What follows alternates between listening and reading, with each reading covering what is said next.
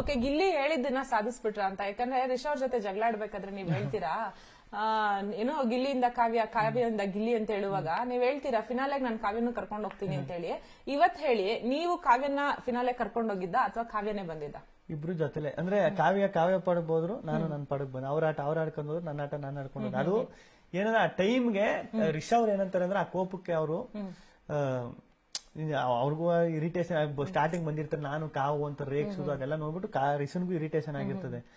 ಆ ರಿಷಾ ಏನಂತಾರೆ, ನಾನು ಇರ್ತೀನಿ, ನೀನ್ ಕಾವು ಕಾವು ಕಾವು ಅಂತ ಹೇಳಿ ಅವಳ ಮನೆಯಿಂದ ಆಚೆ ಕಳ್ಸಿಬಿಡ್ತೇನೆ ನೋಡು ಅಂತ. ಅದಕ್ಕೆ ನಾನು ಕೌಂಟರ್ ಕೊಡ್ಬೇಕಲ್ಲ, ಕಾವೇ ಇರ್ತವೆ, ನಾನು ಇರ್ತೀನಿ, ಇಬ್ರು ಫಿನಾಲಾಗ ಹೋಯ್ತೀವಿ, ನೀನು ಹೋಯ್ತೆ ನೋಡು ಮನೆಗೆ ಅಂತ ನಾನು ಕಳಿಸ್ಬಿಟ್ರಿ. ಇಲ್ಲ ನಾನ್ ಕಳಿಸ್ತೇನೆ ಅಂದ್ರೆ ಅದೇ ಅವ್ರ ಟೈಮು, ನನ್ ಟೈಮು ಅಷ್ಟೇ. ಓಕೆ, ಗಿಲ್ಲಿ ಅವರು ಕಾಮಿಡಿ ಮಾಡಿದಾಗ ಎಲ್ರು ನಗ್ತಾರೆ, ಎಲ್ರು ಎಂಜಾಯ್ ಮಾಡ್ತಾರೆ. ಆಮೇಲೆ ಗಿಲ್ಲಿ ನಮ್ಮನ್ನ ಕೆಳಗೆ ತುಂಬಾ ಕಾಮಿಡಿ ಮಾಡ್ತಾನೆ ಅಂತ ತುಂಬಾ ಸತಿ ಕಂಪ್ಲೇಂಟ್ ಮಾಡಿದ್ದಾರೆ ನಿಮ್ ಮೇಲೆ.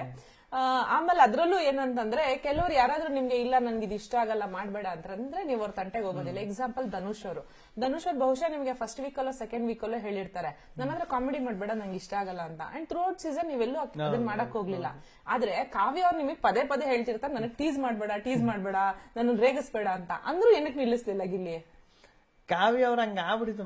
ಅದೇ ವೈಬ್ ಮ್ಯಾಚ್ ಆಗ್ಬೇಕಲ್ಲ. ಈಗ ನೀವು ನನಗ್ ಗೊತ್ತಾಯ್ತು, ಈಗ ಕಾವ್ಯ ಅವರು ರಿಪ್ಲೈ ಮಾಡ್ತಿದ್ರು. ಅಂದ್ರೆ ನಾನೇನಾರು ಟೀಸ್ ಮಾಡ್ರು ರೇಗಿಸಿದ್ರು, ಅವರು ರೇಗಿಸ್ತಿದ್ರು. ಒಂದ್ ಮೂಮೆಂಟ್ ಅವ್ರು ಕಾಯ್ತಾ ಇದ್ರು, ಅವ್ರು ರೇಗಿಸಿದ್ರು.